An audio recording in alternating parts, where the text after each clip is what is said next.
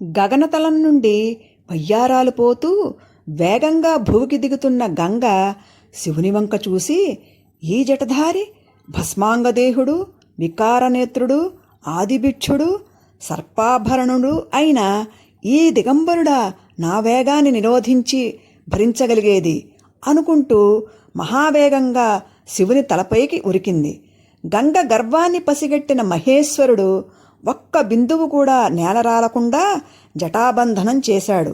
ఆ జటామండలంలో చిక్కుకున్న గంగాదేవి ఎలాగైనా బయటపడి భూమిని చేరాలని విశ్వప్రయత్నం చేస్తోంది. కానీ ఫలితం శూన్యం. ఆ జటాజూటంలోనే గిరగిరా తిరుగుతోంది. గంగను విడువమని భగీరథుడు శివుని ప్రార్థించగా మానస సరోవరం నుండి పుట్టిన బిందు సరస్సులో గంగను విడిచాడు. అక్కడ గంగ 7 ప్రవాహాలుగా విడిపోయింది. పావని, హ్లాదిని, నళిని అను ఈ ప్రవాహములు తూర్పు దిశగా ప్రవహిస్తూ మహానదులైనాయి.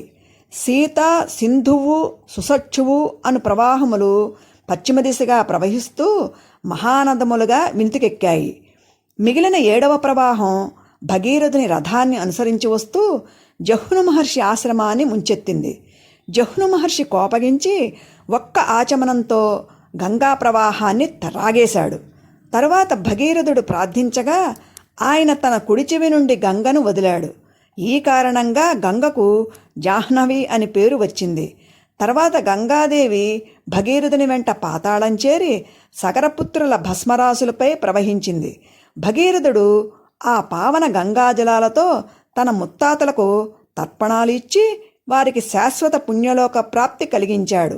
భగీరథుని కారణంగా దివిజగంగ భువికి తీసుకుని రాబడింది కనుక గంగకు భాగీరథి అని ఈ లోకంలో పిలువబడుతూ పూజలు అందుకుంటోంది అని గంగావరోహణ వృత్తాంతాన్ని వివరించాడు విశ్వామిత్రుడు. రామలక్ష్మణులు భక్తిగా ఆ గంగాదేవికి నమస్కార కుసుమాలు సమర్పించారు.